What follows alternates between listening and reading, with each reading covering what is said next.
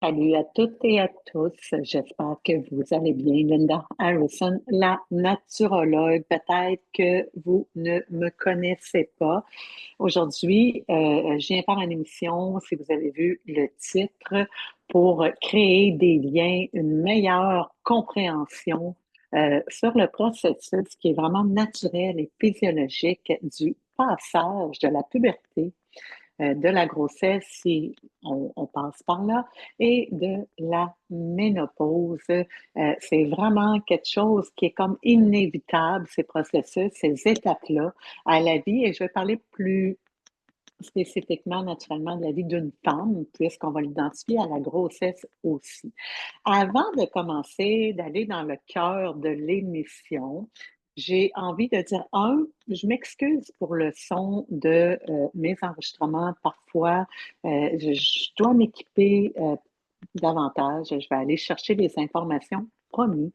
Le fait est que, à la base, je l'ai toujours dit, je fais ça vraiment pour m'amuser, et dans un but de partager vraiment dans un espace de cœur, d'une intention, de donner des informations des fois qu'on n'a peut-être pas eues, tout simplement. Donc, voilà, d'où je suis pas vraiment équipée, j'ai pas ma petite lumière là, qui vient me donner un teint plus éclatant. J'ai rien de ça pour l'instant. C'est pas ma priorité, mettons que je mets ma priorité dans les services que j'offre quand je suis en personne avec les gens au bout de mes doigts, dans mon cœur, dans ma présence. Bref, voilà, ça c'est un. Et ça fait un an, en fait, que j'ai parti l'aventure du podcast. Dès le départ, je ne sais pas si vous avez vu, si vous n'avez pas vu, je suis rendue à peu près à la 25e édition. Voyez-vous comment c'est pas si important pour moi. Je les ai pas comptés complètement, mais je suis à peu près rendue dans la vingtaine. Mais une chose qui est certaine, c'est que le sujet à la base, ça a toujours été le fonctionnement de la physiologie de notre corps dans son fonctionnement naturel. Comment on est fait dans la globalité, pourquoi que les pensées vont se manifester à travers le corps physique, pourquoi il va y avoir des sensations, quelle importance a la posture, c'est quoi la sagesse du corps, c'est quoi le mental versus la conscience, c'est quoi le cognitif, c'est quoi... Bref, j'essaie de vous apporter, de vous partager le plus possible des informations qu'on aurait dû savoir à l'école, tant qu'à moi, pour être dans une meilleure compréhension de notre propre fonctionnement, puis d'éviter justement de s'alarmer là où il n'y a pas de danger, en fait, puis que c'est juste le corps qui est après procéder à soit un rééquilibrage, une régulation, une modulation, peu importe, pour que l'on s'en porte mieux finalement. Donc, comme on n'est pas dans cet espace-là au niveau social, ben, il y en a, oui, qui parlent comme moi. C'est, évidemment, je ne suis pas toute seule, mais on entend ce que j'accompagne, ce que je vois beaucoup aussi, c'est beaucoup tout ce qui est physiologique a été transformé en pathologie. Et c'est là la tristesse de la chose, c'est de voir que souvent, on va aller chercher euh, des informations à l'externe, puis qu'on va se ramasser finalement dans un cercle vicieux où il va y avoir de la médication, où il va y avoir des interventions médicales qui n'auraient pas été nécessaires si on avait laissé la physiologie faire son propre travail sans s'en mêler finalement. Je le dis souvent, on a juste à pas s'en mêler, puis ça va bien aller. Et ça, c'est pas toujours facile à comprendre lorsqu'on est dans des phases de perturbation, d'inconfort à l'interne. Ceci dit, tous les processus que je vous ai nommés, puberté, grossesse, ménopause, en partant, ils ont quelque chose en commun, on va se le dire. Il va y avoir des moments très inconfortables. Il va y avoir des moments, voire peut-être même des fois qui vont se transformer près de la douleur. Si on parle d'un accouchement, il y a de la douleur. Et la douleur, elle sert à quelque chose. OK? Dans les autres, puberté ou ménopause, au départ, ce n'est pas de la douleur, c'est supposé d'être des inconforts, oui, parfois des gros inconforts. L'intensité et la durée de ces inconforts-là, ça va se tracer en lien avec comment on accueille ça. Est-ce qu'on vient intervenir à travers le processus ou on le laisse nous traverser? Je disais avant, on l'accueille, puis on l'accepte. C'est pas nécessairement des fois, ben, c'est l'accepter, oui, parce qu'il est naturel, mais c'est de le laisser nous traverser justement parce que si on le laisse nous traverser, ça le dit, il nous traverse. Donc, il s'installe pas pour faire son nid puis créer tout plein de petits qui vont devenir des mots MAUX finalement dans la matière ou de la maladie. Donc, si je laisse les inconforts me traverser, ils vont simplement passer et laisser place à autre chose. Donc, j'ai fait un texte là-dessus. Je fais moins de textes maintenant parce que je veux vraiment, avec l'intelligence artificielle, honnêtement, je me sens quasiment à poche quand j'écris parce que moi, je veux pas aller dans l'intelligence artificielle parce que je trouve que ça résonne toute la même affaire. J'ai arrêté d'écrire justement un peu pour ça, puis le fait aussi qu'on me dit que les gens, au bout d'une minute, souvent l'attention est plus là, peut-être même qu'il y en a qui ont ouvert puis qui sont déjà plus là. Mais bref, j'y vais vraiment avec qu'est-ce qui est là dans les connaissances. Donc, euh, ça fait quoi? Je vais les passer un à un. Pourquoi j'ai fait cette vidéo-là, première des choses, c'est que j'ai vu passer quelque chose, peut-être que je l'ai mal interprété, peut-être que je l'ai mal perçu, mais moi, ce qui m'a sauté puis qui m'a fait un peu réagir, rare maintenant que je réagis parce qu'il y a tellement d'affaires sur Internet que je me dis à chacun sa bebelle, puis je laisse tout le monde là-dedans, puis je vois plein d'affaires dans la ménopause qui sont ridicules, qui ridiculisent la ménopause ou qui stigmatisent la ménopause. C'est comme n'importe quoi, puis j'ai arrêté de réagir parce que ça sert absolument à rien. Sauf que là, dernièrement, j'ai vu quelque chose qui passait où on nommait ça comme une maladie invisible. Et là, j'ai fait, oh my God, ça va faire, là. Ça va faire. Puis qu'est-ce qui m'a fait le plus de mal là-dedans, c'est que ce genre de post-là, ça se partage à coups de milliers et de centaines et on se réconforte là-dedans parce que c'est beaucoup plus facile de dire, ah ben ça explique, j'ai une maladie, donc j'ai le droit d'avoir des interventions externes qui vont m'aider à me guérir. Donc, comprenez-moi bien, si c'est une maladie, oui, j'ai besoin d'aide externe, donc de professionnels de la santé. Et à ce moment-là, soit qu'on va me diagnostiquer une maladie et qu'on va me donner la médicalisation, hein, les médicaments nécessaires à venir soulager ou guérir, ou encore on va faire des interventions médicales pour venir euh, atténuer le processus. Bref, on va agir pour, encore une fois, aller vers une guérison. Or, avec un gros HORS, les processus de puberté, de grossesse et de ménopause ne sont aucunement répertoriés comme une maladie.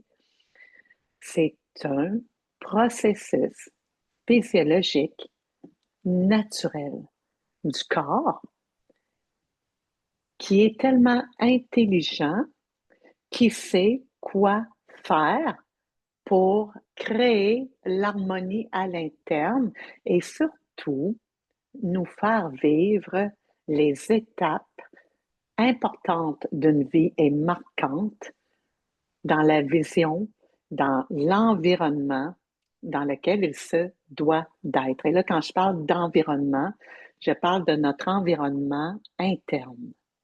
Donc, notre intelligence du corps et notre sagesse du corps va s'assurer de créer un terrain fertile pour passer à une nouvelle étape. Et qui dit nouvelle étape va dire un changement d'environnement interne. Et ça, c'est assez puissant de comprendre ce bout-là en partant. Donc, je change d'étape de vie. Hein? Je vais partir de la puberté. Donc, je pars de l'enfant qui va se transformer en adulte, en individu. Ça fait du sens. Donc, ce passage-là de l'enfant à l'adulte va passer par un grand changement d'environnement interne.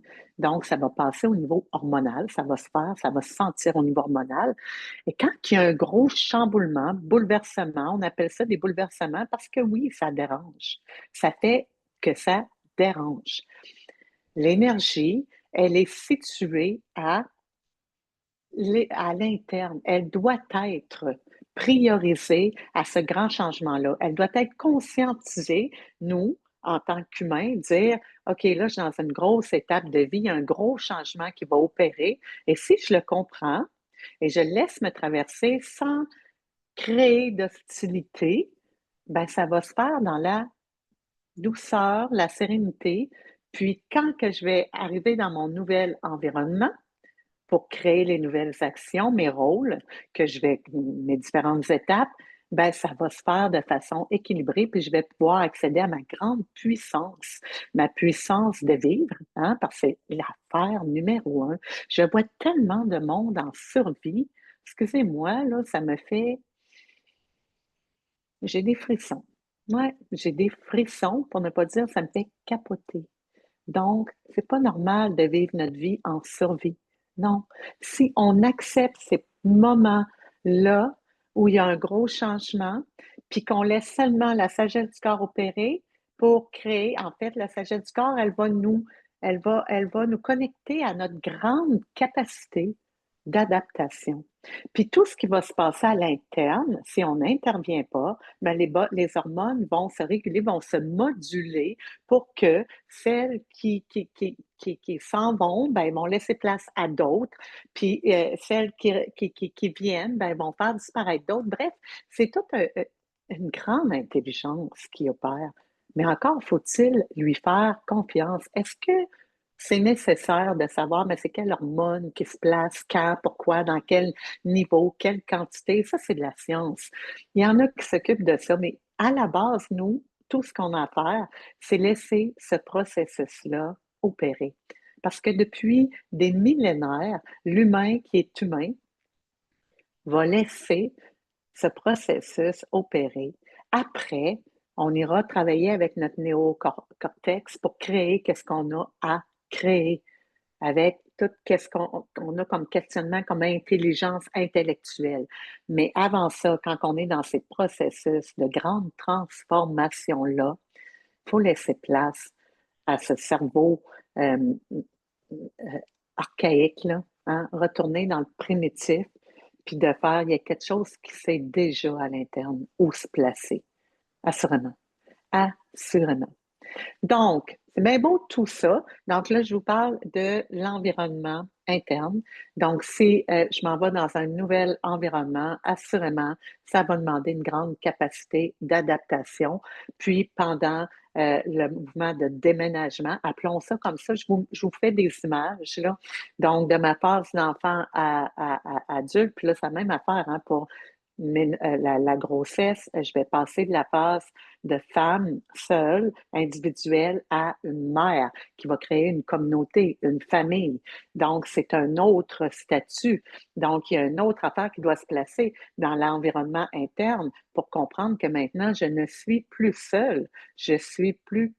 C'est pas juste à moi que je dois euh, assurer un équilibre de vie, mais j'ai une famille aussi que je dois protéger, nourrir.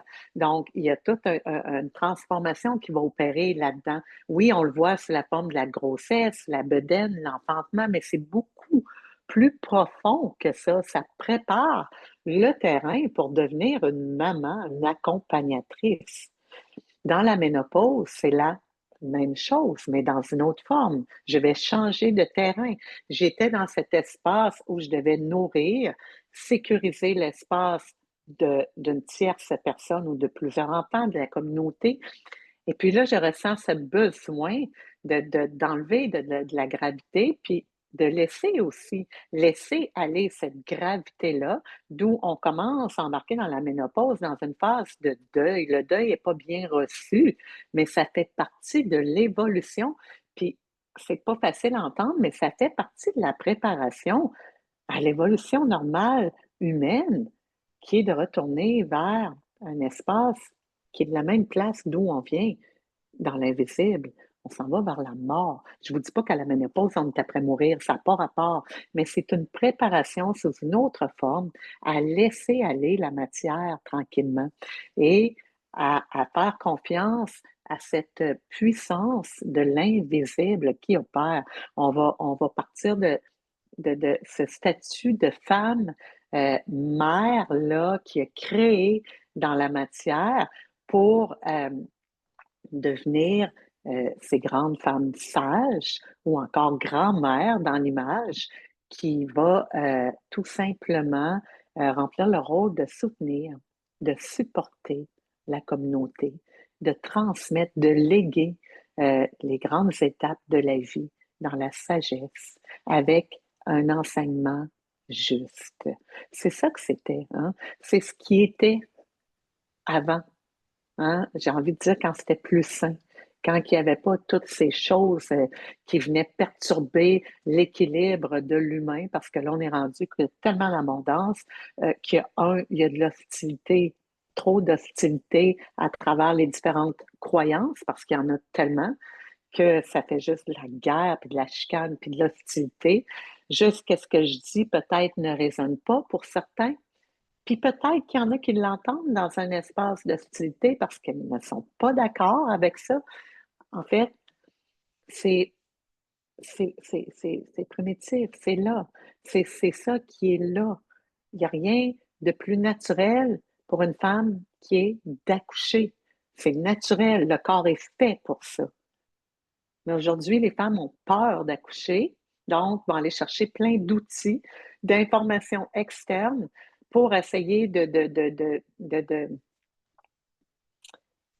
pas soulager, mais atténuer cette peur-là, alors que ça vient juste faire grandir la peur davantage. Et quand la peur est là, ben, ça vient inhiber tout le beau cocktail hormonal qui est là pour nous servir afin de pouvoir évoluer à travers ce processus d'enfantement-là qui se fait de façon tout à fait naturelle, puis qui va donner place, comme je vous dis, dans un espace plus profond, à des beaux outils pour devenir une maman. Puis là, je dis juste une maman parce que aujourd'hui, le problème, c'est qu'on veut toutes devenir des super mamans, la meilleure maman, la maman parfaite.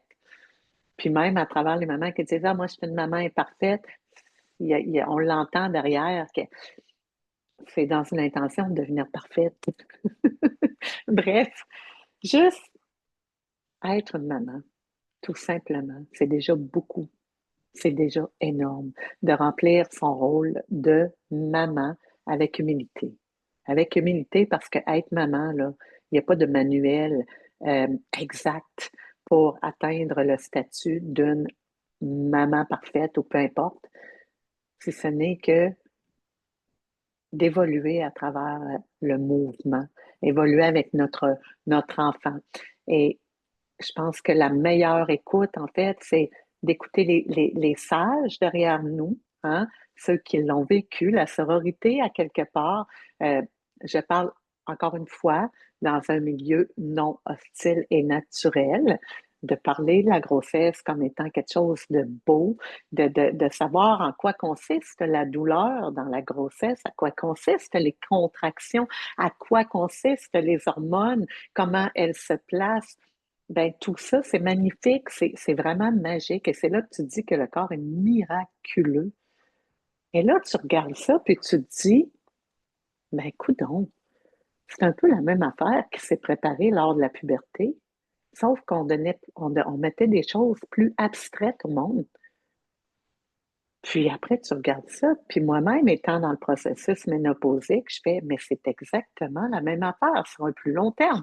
Mais c'est la même chose, encore une fois, dans un processus plus abstrait. C'est juste ça qui est plus difficile dans la puberté, la ménopause.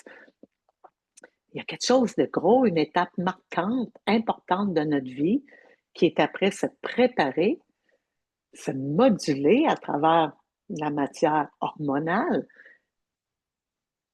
Mais c'est juste qu'on la voit pas, on voit pas le résultat à l'autre bout.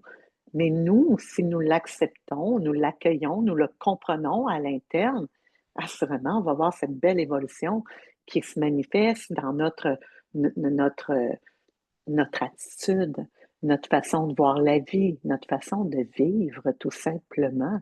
Et là, je rajoute tout le temps, hein, le tout simplement. Il ne s'agit pas de vouloir atteindre les plus gros sommets, mais de vivre.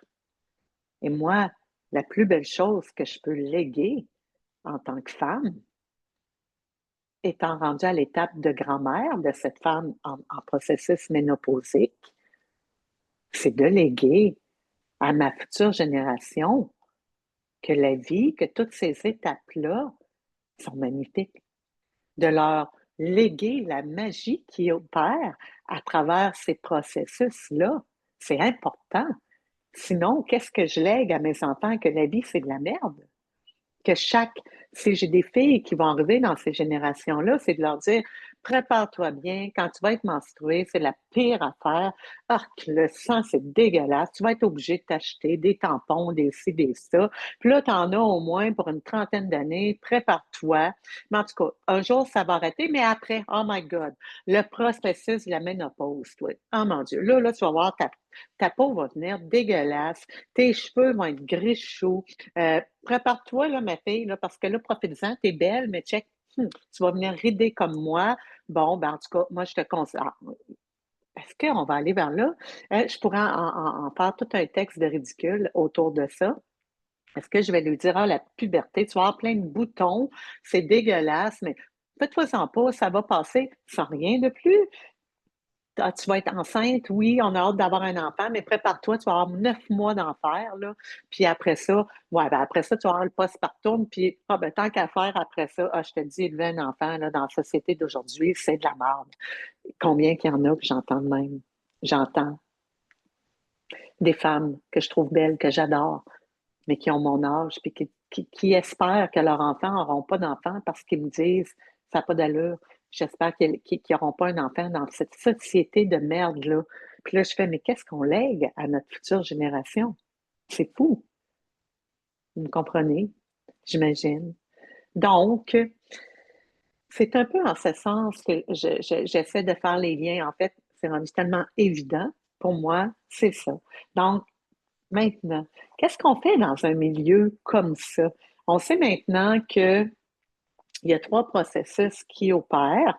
Et si j'y vais dans le côté d'un environnement non hostile, plus sain, hein, euh, je vais voir que chaque processus est important et a son lieu d'être. C'est un moment, c'est une transition, c'est un passage, tout comme les transitions de saison. Et j'identifie tout le temps ces passages de bouleversement, de grands bouleversements-là à l'automne.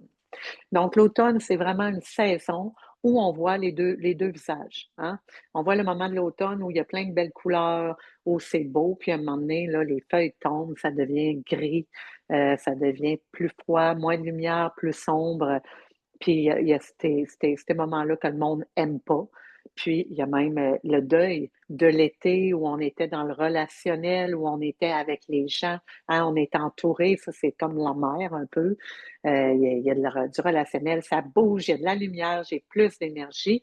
Donc, ces trois étapes-là, là, c'est des transitions, tout comme l'automne, qui va nous porter vers un hiver qui va préparer un terrain, hein, le terrain, parce que l'hiver, c'est ça, ça sert à ça, à régénérer la terre pour qu'au prochain printemps, hein, dans un nouvel environnement, ben, je puisse semer de nouvelles graines pour donner vie à une autre forme, à d'autres choses. Donc, c'est ça, quand que je fais l'accompagnement au niveau cyclique, que je parle des saisons, c'est de nous que je parle. C'est de notre processus physiologique qui opère de la même façon. Donc, on a compris que la puberté, c'est l'enfant qui transitionne vers l'adulte, la femme. Hein? Je deviens une femme, individuellement. OK? Donc, développement personnel, on voit ça beaucoup. Ça a sa place là-dedans. Oui, on va développer une personnalité pour pouvoir créer. Et là, pour certaines, va se présenter le processus de grossesse. Et même si vous n'avez pas d'enfant dans la matière, il va arriver les mêmes deuils à la ménopause. Si on n'a pas eu d'enfant, on fait le deuil de ne pas avoir eu d'enfant. C'est la même affaire.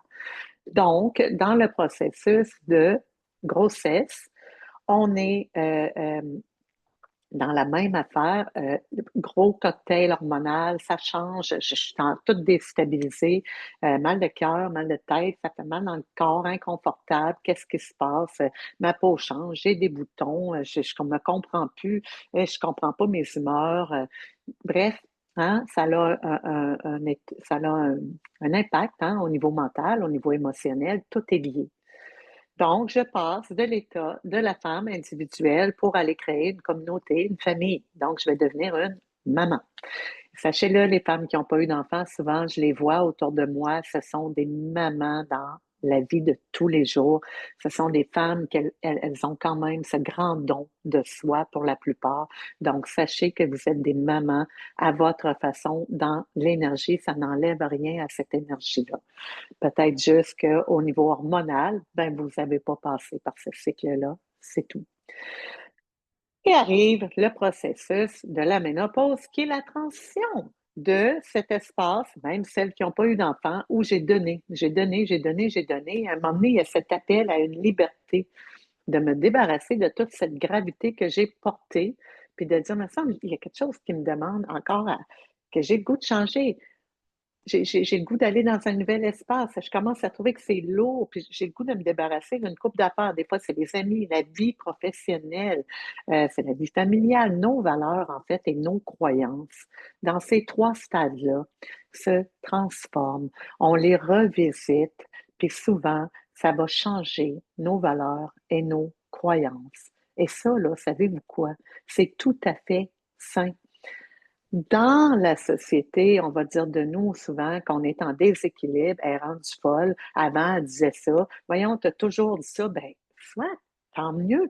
Ça indique que je suis saine d'esprit parce que j'ai pas le goût de rester figée sur des croyances, tout simplement. Donc, c'est donc bien dérangeant pour le monde. Combien de fois que j'ai entendu, ouais, mais tu as tout le temps été de même. Oui, et aujourd'hui, ben, j'ai décidé que ça me servait plus, hein. J'ai décidé que ça me sert plus, c'est tout. J'ai pas à me justifier. Mon cœur, ma sagesse du corps m'indique que ça, ben, je dois le jeter à la poubelle, tout comme sur mon ordi. Des fois, tu fais le ménage, hein, de tes courriels, peu importe. Poubelle, poubelle, poubelle. Sinon, ça devient trop loadé, puis tu vas avoir un gros bug. C'est-tu assez clair comme image? C'est-tu tu t'es tout le temps après surloader, loader, puis rajouter, rajouter, rajouter. À un moment donné, il n'y a plus d'espace. C'est ce qui arrive au niveau du néocortex, au niveau de notre cerveau, au niveau du cognitif. À un moment donné, les idées sont plus claires. Et c'est là, et c'est là que les gros symptômes qui n'ont pas lieu d'être vont s'installer, que ce soit dans la puberté, que ce soit dans la grossesse, dans le processus d'enfantement où la douleur va être plus intense et plus longue, dans le processus de la ménopause où les symptômes vont être plus intenses et vont durer plus longtemps, plusieurs années. C'est pas n'importe quoi. Quand on voit ça, est-ce que ça nous tente, tout ça? Donc, de laisser place à cet espace de transition maintenant. Comment je fais ça? Comment je fais ça? Là est la fameuse question, hein? Ben oui, c'est bien sûr. Puis là, je renomme tout le temps, sans aucun jugement, gang. C'est pas de jugement, je renomme ce que j'entends, c'est tout pour éveiller des consciences. Et si toi, tu as déjà dit ça, c'est OK, peut-être juste que ça va t'éveiller quelque chose. Mais moi, quand j'entends, ouais, mais moi, c'est pas pareil. Quand j'entends, ben oui, mais moi, je suis allée voir le médecin, il m'a dit que ben, c'est facile, c'est réconfortant d'avoir des diagnostics. Puis on me l'a dit, des femmes sont venues me voir après puis qui ont dit, ça me réconfortait tellement d'avoir des diagnostics. Au bout du compte, je prenais de la médicalisation euh, des médicaments pendant 1 an, puis ça revenait encore plus fort, encore plus fort. Puis là, on me donnait une autre dose, une autre sorte de médicament, puis là, il embarquait dans un cercle vicieux, puis il se reconnaissait plus, ne ressentait plus la vie, donc les messagers à l'interne, tout ça, ça devient de la survie, hein? Et donc, que ce soit de la survie, tout ce qui est surconsommation, surutilisation, à un moment donné, ça nous éteint. Ça nous éteint. Donc, même le surplaisir, hein, la surabondance, ça nous éteint. Tout ce qui est sûr, que ce soit positif ou négatif, ça nous éteint. Donc, si j'accepte ce processus-là, ben, c'est de laisser la sagesse du corps faire. Donc, il y en a qui vont me dire, eh ben, voyons donc, la ménopause, la périménopause, ça dure entre 7 et 11 ans. Après ça, 1 an, ça va être menstrué. Puis des fois, la postménopause, ça peut durer un petit bout avec les symptômes. Voyons, tu me dis de rien faire. Non, je vous dis simplement d'être consciente que le corps opère et qu'il a un grand besoin de l'énergie qu'il se doit pour transformer ce qui se doit d'être transformé. Ce qui veut dire, pendant ces périodes de transition-là, vous allez avoir des jours où vous êtes hyper fatigué. Ben, en fait, fatigué, hyper fatigué, ça, c'est quand on n'écoute pas la sagesse du corps, on va tomber burn-out, OK? Si vous êtes en burn-out dans ces périodes-là ou en dépression, c'est parce qu'on n'a pas écouté la sagesse du corps, on a voulu aller à l'encontre, on a voulu lever les armes dans les airs et combattre. Hein? Vous avez tout déjà entendu, je vais combattre la vieillesse. Hein? Comment combattre la vieillesse? Hein? Des produits qui sont vendus pour combattre la vieillesse. C'est épouvantable.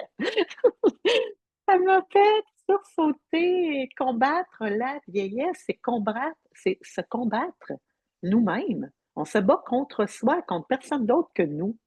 C'est nous qu'on combat. Donc, il n'y a rien à battre. On va s'allier avec le corps, on va s'allier avec cette grande intelligence de vie qui opère. Donc, les journées où je sens que je suis plus fatiguée, que j'ai moins d'énergie, c'est parce qu'il y a quelque chose qui demande à l'interne à ce que je laisse opérer. Donc, c'est dans un mouvement qui est là. Et là, je vais faire, OK, ben aujourd'hui, je suis fatiguée. Moi, je ne dirais pas le mot que je mets au bout de ça, mais en tout cas, j'ai une connotation là-dessus à mon chum, exemple, puis je dis, bon, ben aujourd'hui, c'est une journée de... Puis ça veut dire, quand même, tu voudras me juger, je le sais, puis maintenant, je m'en fous, mais je lui ai expliqué avant. Quand je vais dire que je suis dans des journées de même, maintenant, moi, je l'assume.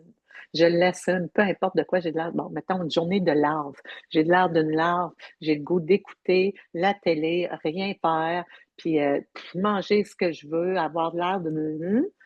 Je m'en fous parce que je sais que si je me laisse aller je me dépose dans cette journée-là, ben, elle va durer qu'une seule journée.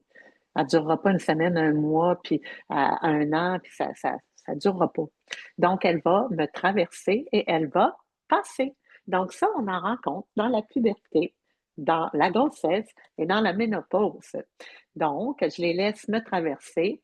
On peut, je vais juste mettre une petite clarté, les femmes, s'il y en a qui écoutent au niveau de la grossesse, mettez le mot de la douleur lors du processus d'enfantement. Fait que la douleur, la contraction qui nous traverse, on la laisse nous traverser, puis elle va passer pour laisser place à autre chose. Donc après, bref, on va sentir dans toute la modulation des hormones qu'il y a à l'interne. Ah, tout à coup, le lendemain, peut-être que, pouf, j'ai de l'énergie. Puis là, on fait, oh mon Dieu, je suis dans une belle énergie.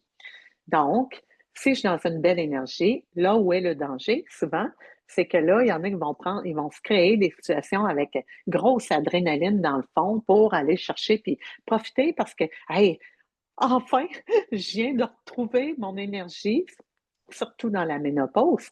Puis là, on va sauter là-dessus, puis on va faire toute notre liste là, de to-do list là, qu'on n'a pas faite par les jours où on était fatigué. Et ça va faire un résultat que je vais m'épuiser davantage. Et les prochains jours où mon corps va me faire sentir que je dois me déposer, donc une petite période de, on appelle ça une pause physiologique, OK? Donc, ça demande juste, pose-toi le temps que la physiologie, le processus fasse son travail, puis après, tu te relèves, c'est tout. Puis on va t'indiquer les actions justes à faire pour c'est quoi qui est correct, OK? Donc, si tu es à l'écoute de cette pause physiologique-là, le lendemain, quand j'ai une belle énergie, ben ma sagesse du corps me fait sentir qu'est-ce que je peux faire puis qui est correct, qu'est-ce qui est juste, qu'est-ce qui est pas trop, hein? Puis qu'est-ce qui est pas lâche non plus, tu sais, entre les deux, là, il y a un équilibre. Je me remets dans l'action, mais je suis capable de sentir est-ce que je dépasse ma limite? Puis quand que je le sens, ben j'irai pas plus loin. Fait que je vais ajuster. Puis il y a des affaires qui vont changer, donc ma nutrition va être affectée. Souvent, j'ai pas le goût de manger les mêmes choses. Il y a des choses que je mangeais que je ne peux plus manger parce que mon corps ne l'accepte juste plus. Que ce soit en puberté, ça va être que je dois plus manger. Donc, les parents qui disent, ah, ça n'a pas d'allure, les ados, tu manges bien trop. Il a besoin de cette nourriture-là. C'est normal. Le corps se transforme. Alors que la femme en ménopause, ben, ça va être d'autres choses, des cravings, des fois, il faut être à l'affût de ça, parce que c'est un autre processus qu'il y a derrière ça. Ça, femme en ménopause elle est beaucoup dans la guérison de qu'est-ce qui n'a pas été guéri tout au long de sa vie, avec une sagesse qu'elle est capable de s'auto-guérir elle-même, auto-guérir son âme, là, à quelque part, ses grandes blessures. Fait que là, j'embarque pas dans tous les détails parce que je vais avoir des podcasts à faire pour mieux comprendre tout ce qui se passe dans les processus détaillés. Mais voyez où je veux aller là-dedans, c'est de ramener quand même tout le temps les connotations que la puberté, la grossesse et la ménopause pour ne pas ajouter le processus de fin de vie pour ne pas faire peur au monde. C'est la même affaire. On passe par les mêmes instabilités de up and down, d'incompréhension et de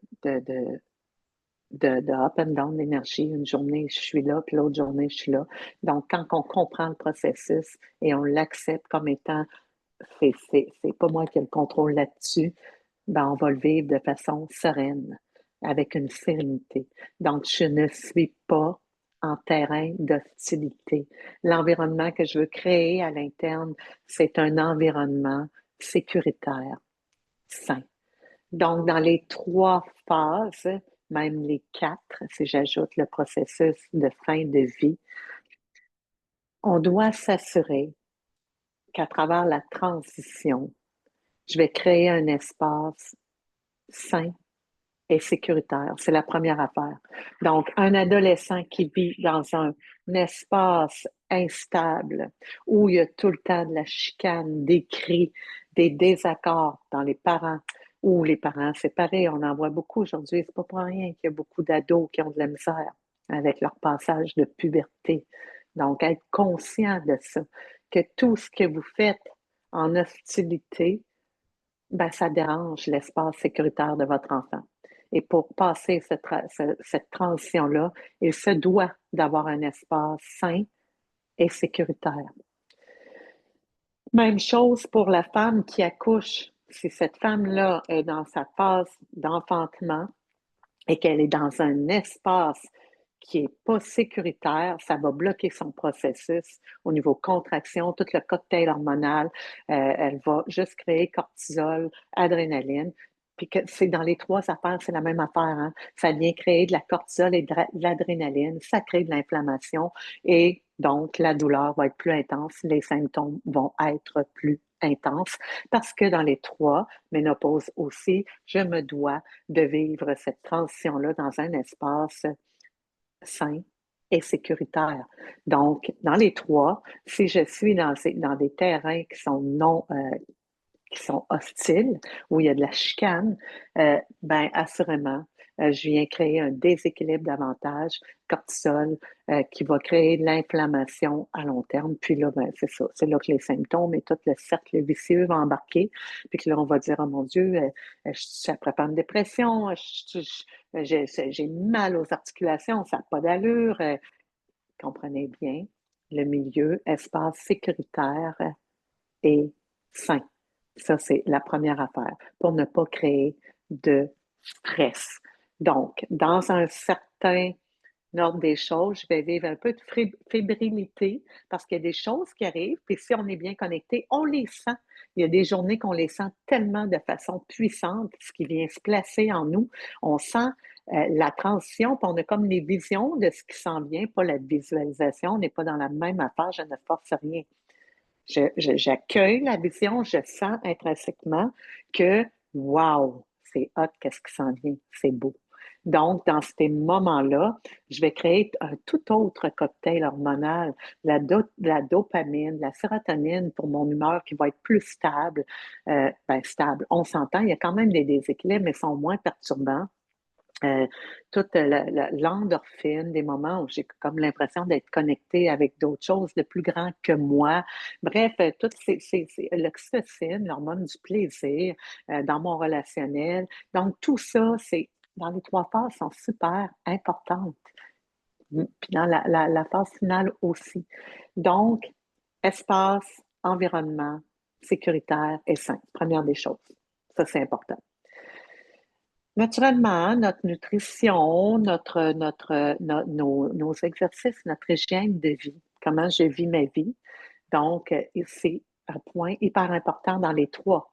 Et là, ce qui est important à comprendre, c'est que même si tu as une bonne nutrition, parce que, que tu suis des règles, des restrictions, que tu es tout le temps après de checker tes étiquettes de ce que tu manges et tout, que tu fais un programme d'exercice hyper discipliné, puis que tu te lèves à tous les matins pour méditer, mais dans une rigidité incroyable, ben sache que tu n'es pas au bon endroit.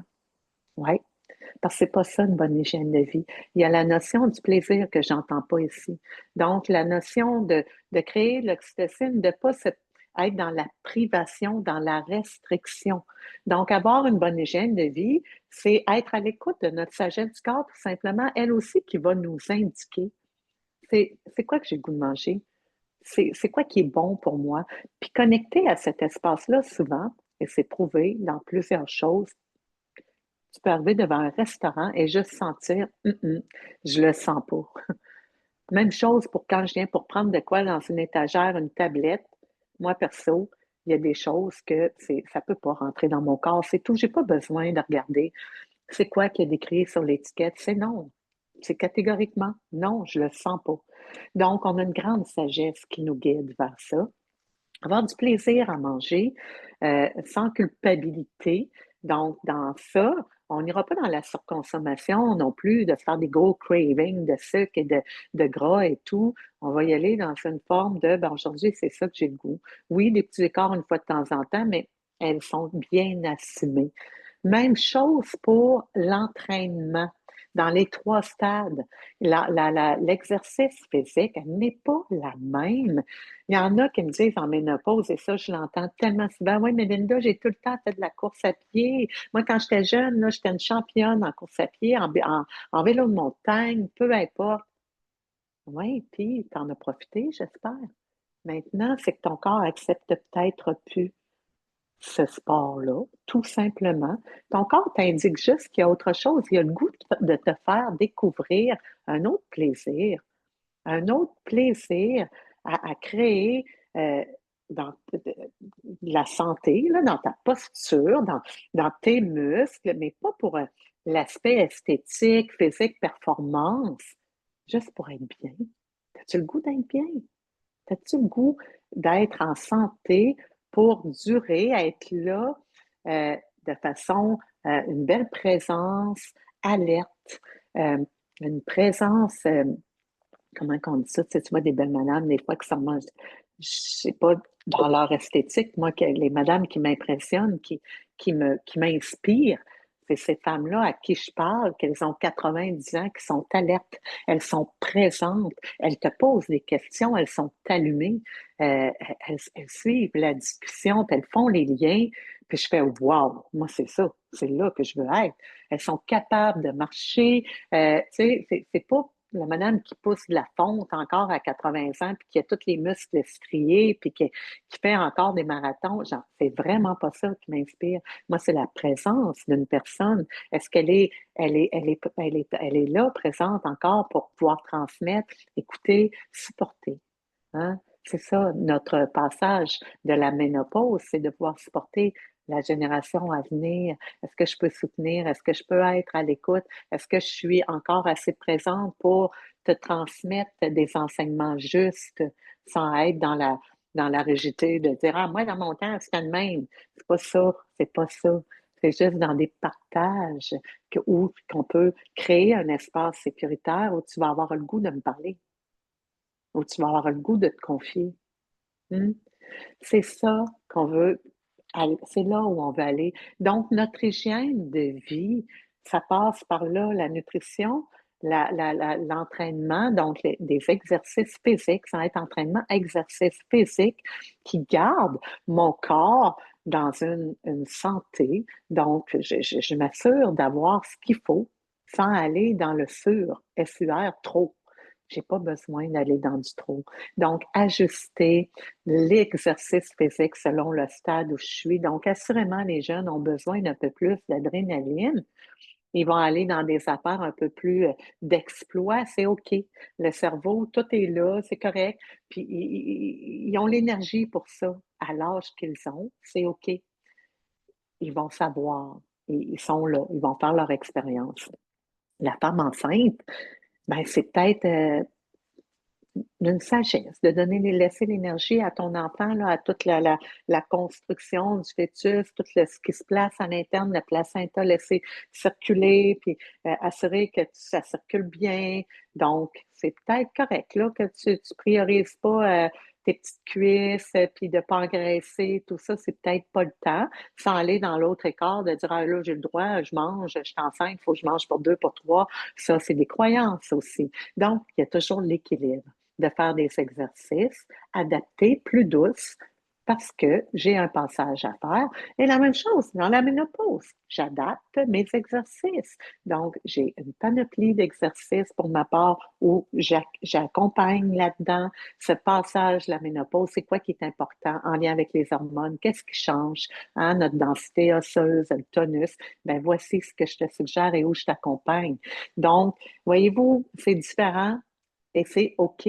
C'est pas d'arrêter tout, c'est juste de s'ajuster. Donc, l'exercice physique et l'hygiène de vie. Donc, l'hygiène de vie, hyper important. Est-ce que je veux être l'hyper performante superwoman que j'ai été à 20 ans dans mon rôle de mère, de femme professionnelle, rendue à 60, 70 ans, où j'ai plus rien à prouver en théorie parce que j'ai fait mon chemin dans la matière. J'ai récolté mes affaires, puis là, je suis rendue à juste me déposer pour soutenir. Donc, j'ai plus rien à prouver.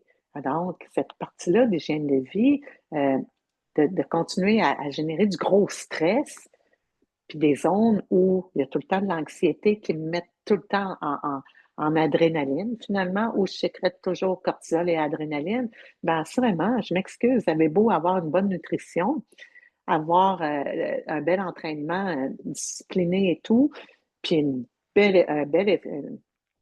voyons, une apparence parfaite de femme magnifique, belle, qui vieillit pas, ben votre corps à l'interne, sachez-le, le processus, il va vous en faire vivre tout un. Ouais, ouais. Fait que tu peux aller prendre des pilules pour pas le sentir. C'est OK, ça t'appartient. Donc, ça, on en voit beaucoup. Donc, on ne sent plus. Mais vous allez embarquer, sachez-le, dans un cercle vicieux. Là, vous êtes rendu, vous n'êtes plus dans la physiologie, vous êtes dans la pathologie. Parce que vous avez créé votre propre pathologie. Donc, si vous vous embarquez là-dedans, assurément, ça va déséquilibrer tous les systèmes qui étaient en parfaite communication, même si vous ne le sentiez pas dans la matière. Eux autres, ils se communiquaient ensemble pour se replacer, s'adapter au nouveau terrain qu'on a établi, qu'on doit établir à l'interne. Fait qu'ils sont après juste recréer un nouveau terrain, un nouvel aménagement pour passer dans l'autre stade. Je ne sais pas si ça fait du sens ce que je dis là. Donc, dans ces périodes-là, l'hygiène de vie, le stress, on doit plus en avoir, puis même tout au long des trois périodes, là, l'anxiété le moins possible. Donc, allez vous chercher des zones de calme à travers l'action, vos journées où il y a plus d'énergie. Assurez que vous gardez quand même ces espaces où j'ai besoin de cette bulle-là, ma bulle. C'est quelque chose qu'on va voir dans les trois cycles, un besoin de se créer une bulle, oui, parce qu'il y a des choses qui se transforment et j'ai besoin d'être en contact avec cette communication-là intime avec moi-même, ce rendez-vous, des rendez-vous intimes. Vous voyez les ados, comment tout à coup, ils se ramassent dans leur chambre, hein? Ils ont besoin d'être seuls. Ils ont besoin de ne pas avoir de quelqu'un qui est tout le temps pour leur dire quoi faire ou de communiquer tout le temps. Ils ont besoin de leur espace. Même chose pour la femme enceinte. Elle a besoin de sa bulle avec son bébé, tout seul. Même des fois, papa, il faut qu'il prenne un peu d'écart. J'ai besoin de cet espace-là. Et la femme en ménopause, ben, elle en a grandement besoin. Elle va en avoir plus de besoin. Ça ne l'a jamais fait dans les autres phases. Le besoin va être encore plus criant. Donc, ces besoins-là sont légitimes, sont normaux. J'ai besoin d'espace, pas tout le temps, pas pendant 10 ans, si je suis en ménopause pendant 10 ans, entre ménopause, tous les stades, même chose pour l'adolescence. C'est laisser ces espaces de bulle. Créez-vous des espaces de bulle. C'est pas être folle puis être en dépression d'avoir besoin de créer des espaces où j'ai besoin de ma bulle. Entre autres, puis, voilà, je pense que j'ai hygiène de vie, espace sain et sécuritaire, créer sa propre bulle, ses ambiances, euh, s'entourer dans le relationnel, notre environnement à l'externe, savoir laisser aller des choses dans les trois. Ce qui veut dire que autant au niveau de la puberté, de l'enfantement, de la grossesse et de la ménopause, ben, il y a des croyances qui vont prendre le bord. Et ça, c'est d'accepter, de laisser aller des choses. Et souvent, c'est pas tant pour nous, mais c'est le regard des autres qui nous fait peur.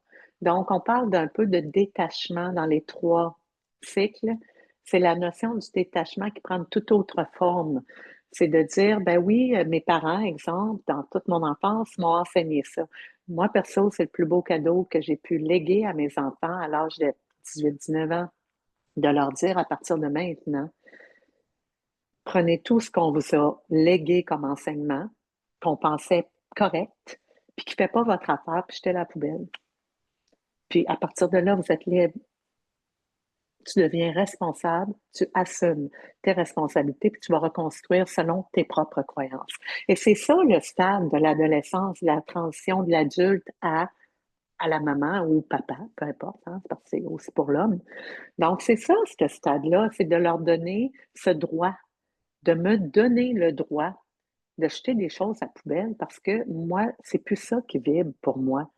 Donc, nous, en tant que parents aussi, de supporter que mon enfant décide que ces croyances-là, ces valeurs-là que je lui ai inculquées, ben lui, ça fait plus son affaire et c'est OK, c'est ses choix. Ça lui appartient, je ne sais pas, à 5 ans, là, ils ont besoin d'un accompagnement, mais à minute qu'ils deviennent dans cette phase d'adolescence, de puberté-là, ben ils vont commencer à assumer leurs choix, puis à vouloir les nommer. Laissez-les libres de leurs actes, mais les vous-en pas.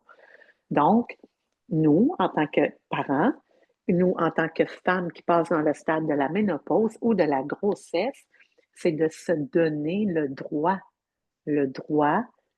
que nos croyances changent, nos valeurs changent, et se donner le droit d'avoir le choix de ça, hein, de changer d'idée, que ça fait plus mon affaire. Donc, de laisser aller des choses. Et dans le laisser aller des choses, dans les trois phases, ben, ça peut prendre la forme de laisser tomber des amitiés, des relations qui étaient peut-être toxiques, qui sont plus bonnes ou qui prennent des chemins parallèles, tout simplement. C'est pas obligé d'être dans un milieu hostile des fois pour laisser aller des choses, hein. Je laisse aller tout simplement parce que ça prend un autre chemin. Des fois, c'est des attachements aussi d'un amour quelconque qui est plus là. C'est fini. On passe à autre chose, tout simplement. Donc, de le laisser aller dans la paix.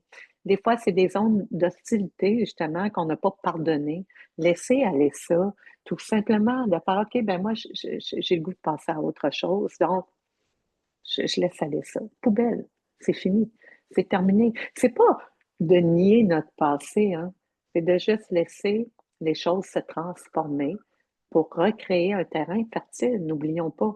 Parce que si on laisse notre terrain plein de bullshit, là, il ne sera pas fertile. Il ne sera pas fertile. À un moment donné, il n'y a plus rien qui va pousser. On n'évolue plus.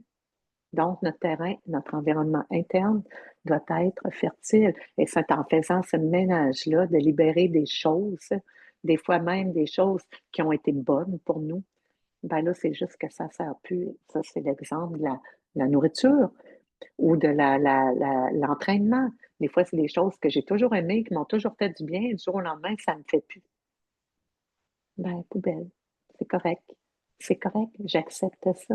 C'est tout. Donc, de laisser aller des choses. Voyez-vous, dans les trois, c'est la même chose. La même chose, même dans les quatre processus de fin de vie. Comment de choses qu'on doit aller, on laisse aller. Beaucoup de choses, on laisse aller notre vie. Hein? Parce que c'est comme ça que ça va se terminer, à quelque part. Hein? Fait que la ménopause est une préparation à accompagner des gens qui vont être là, autant dans le processus de fin de vie qu'autant des gens qui vont naître, notre nouvelle génération, nos futures générations et ceux qui étaient là avant nous. On est dans le sport. Un sport avec grande sagesse. C'est là qu'on est. C'est là qu'on se prépare à aller dans la ménopause. Donc, c'est pas le temps l'espace, c'est pas à prioriser ton apparence physique pour rester jeune comme tu étais.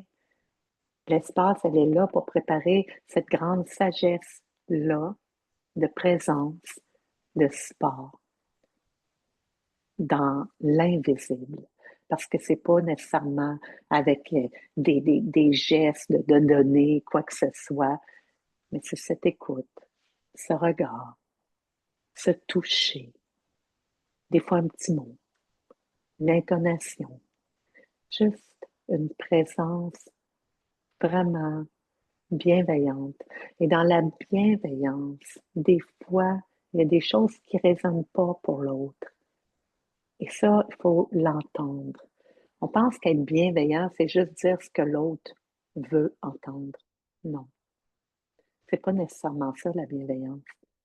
La bienveillance, c'est de dire dans une communication qui est non violente, dans une grande sagesse, puis peu importe comment l'autre va l'accepter, c'est ce qui est là, c'est ce qui se transmet, puis le reste, ça appartient aux autres, c'est tout. Donc, voilà, entre autres, je ne sais pas pour vous qu'est-ce que ça résonne, mais moi, quand je regarde ça, j'étais déjà dans ce passage de la ménopause où j'accepte tout, puis que je suis comme, mon Dieu, que c'est beau, avec des fois les inconforts. Ben oui, il y en a qui me disent, ben oui, toi, c'est bien, hein, les génétiques ne sont pas pareilles et tout. Mais oui, mais j'ai mal à la tête. Des fois, là, je vous parle présentement, j'ai un petit mal de tête. Je le sais pourquoi. Je le sais. Je le sais pourquoi. Fait que oui, je le sais que des fois, il y a des déséquilibres vraiment plus inconfortables. On parle de symptômes qui se placent. Ben, je le sais. Fait qu'après, je vais aller chercher mes outils pour alléger le symptôme. Fait qu'il y a des affaires inconfortables qui se placent dont j'ai pas vraiment le contrôle, puis que je laisse passer, puis qu'il y en a d'autres que je peux, oui, avec les outils, les soulager, les atténuer, les apaiser. Et oui, on a ces outils-là. Donc, il ne s'agit pas de combattre le corps, mais de s'allier dans l'écoute pour que on puisse procéder à des actions justes qui vont venir alléger le processus pour que ce soit moins inconfortable, entre parenthèses, puis qu'il y ait plein de beaux moments à travers ça. Puis c'est à partir de ces beaux moments-là qu'on va avoir des visions, puis qu'on va avoir des petites appréhensions un peu de qu'est-ce qui s'en vient pour faire wow, OK, oui, je reste là, je comprends. Je comprends. Fait que si je vous parle de tout ça, moi, ces visions-là, je les ai. Ça fait un bout. Puis, je sais que tout ce qui s'en vient est super beau. Et je ne fais pas partie pourtant des femmes. Puis là, je fais une parenthèse vraiment personnelle parce que je pense que j'ai dit pas mal ma vie jusqu'à maintenant sur les médias sociaux pour ceux qui me suivent. Mais moi, je suis à l'âge de 55 ans où la plupart des femmes, en plus, parce que je ne l'ai pas, cette partie-là, dans ce passage de ménopause-là, ils ont leur espace sécuritaire et sain, puis ils ont aussi leur petit coussin. Ils s'en vont vers la retraite.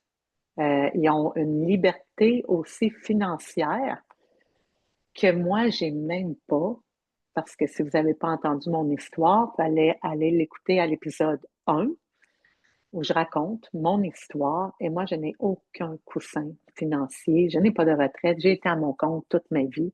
et j'ai pas vraiment de retraite. J'ai rien qui m'attend de ce côté-là au niveau financier. Je vais après reconstruire, mais je reconstruis pas dans une peur alors qu'il y a plein de monde autour de moi qui ont essayé de me faire peur pendant des années dans leur propre insécurité, à me dire, mais qu'est-ce que tu vas faire? Qu'est-ce que tu vas faire? Mais si tu n'es plus capable de travailler de ci, de ça, je suis pas rendue là.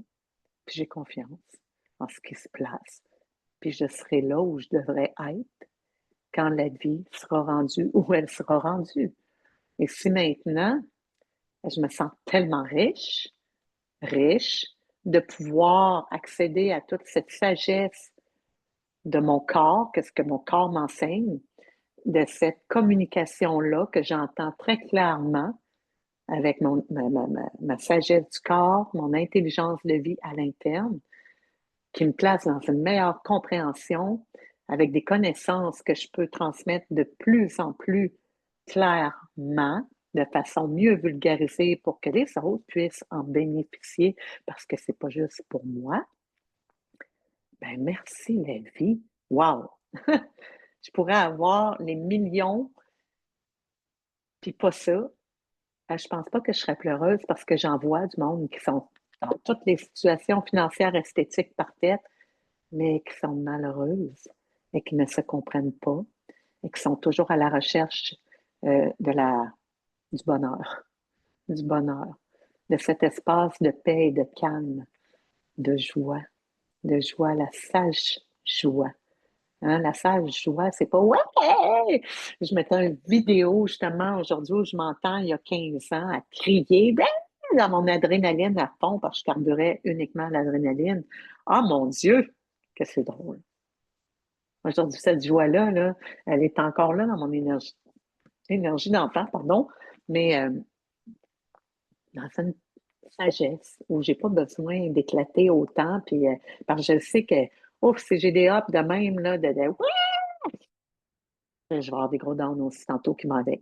Ça se mesure de même. C'est pas compliqué, là, quand il y a de la grande joie, là, de l'extase, là, ben, tantôt, là, ça va s'équilibrer avec le down qui va être aussi fort.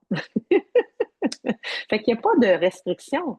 C'est juste qu'à un moment donné, ça se module, puis tu vis avec ça dans un équilibre un peu plus, quelque chose qui est un peu plus équilibré. Donc, si vous ne voyez pas à l'écran, allez voir un cardiogramme, là, quand le cœur est correct, qu'est-ce que ça fait? Il y a juste une petite courbe parfaite, une petite variation qui est douce, qui se module bien. Alors que si on fait des gros up and down, quand ça ne va pas, on va avoir des grosses pointes de haut en bas. Ça fait ping, ping, ping, ping. Ça veut dire que ça ne va pas bien. J'ai toujours aimé donner cet exemple-là depuis des années. Hey, ça fait 1 heure que je vous parle. J'ai encore plein de choses à vous dire. Bref, peut-être vous allez l'avoir écouté en 1 fois, 2 fois, 3 fois, 4 fois, peu importe. Moi, perso, je sais que des fois, je prends des petites marches. J'ai mes petites écoutes podcast plus précisément sur le processus de la douleur, vu que je commence dans cette nouvelle avenue d'accompagner la naissance. Je trippe, mais je trippe. Fait que j'écoute des petites doulas qui sont, je n'ai trouvé, j'en écoute différentes pour voir, me laisser traverser. J'aime voir celles que ça concorde. Puis là, je fais ma propre approche comme j'ai toujours fait, d'où ça me fait, my God, moi qui est dans la ménopause, c'est là que je suis venue créer des liens. Puis qu'après, j'ai fait, oh mon Dieu, puberté, je ne sais pas s'il y a quelqu'un d'autre qui le fait. Bref, je vous jure, celle-là, je ne l'ai pas vue à nulle part. D'où je vous dis que quand on est dans cette connexion, juste écouter la sagesse du corps, on va créer nos propres approches, puis ça va établir des connaissances instinctives, l'intuition pour créer des visions. Puis c'est ce que je viens de faire avec l'épisode que je viens de vous livrer. Je ne l'ai pas vu à nulle part. C'est tout simplement avec tout ce qui est là depuis, avec mes connaissances qui prennent forme. Et là, ça crée ces liens-là. Puis ça fait, oh my God, je vais faire des liens avec ça. Je suis certaine que ça va mettre une plus belle image à ces processus-là pour plusieurs femmes. Donc, j'espère que c'est le cas. Ce que j'ai jamais fait, puis que là, j'ai écouté à travers l'écoute des petites doulas que j'écoute, plus jeunes, hein, qui sont plus à jour que moi sur l'avènement des médias sociaux, ben, ils disent tout le temps à la fin, si tu as aimé mon podcast, Je t'invite à aller mettre des étoiles. J'ai aucune idée, sérieux, comment ça fonctionne, je vous jure, là. Moi, je sais que je suis sur Spotify, Apple, Amazon, YouTube. Je sais pas si je suis sur d'autres choses, là. J'ai fait affaire avec bon, ma fille en informatique. Elle m'a tout placé ça. Puis là, c'est moi après ça qui fais le reste pour aller peser sur un piton, distribuer ça, faire mes textes, ta. Mais ça a l'air que si vous mettez des étoiles, vous mettez des commentaires ou vous partagez mes podcasts, ben assurément, ben, je le savais un peu quand même, mais j'osais pas le dire à la fin, mais je vais commencer à le dire comme tout le monde. Ben, ça va faire monter dans les moteurs de recherche. Quelqu'un veut avoir de l'information sur la ménopause, sur l'enfantement, sur la puberté, peu importe, ben, je vais ressortir dans les moteurs de recherche.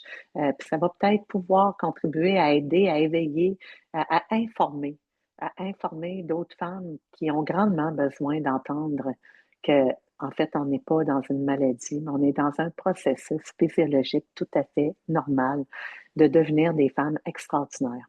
Donc, il n'y a pas de moi, c'est pas pareil, il n'y a pas une femme qui ne possède pas ce pouvoir de devenir une femme puissante, en plein pouvoir de tout ce qu'elle porte dans sa puissance, que ce soit d'être femme, d'enfanter, que ce soit de supporter, de transmettre, on porte tout ça.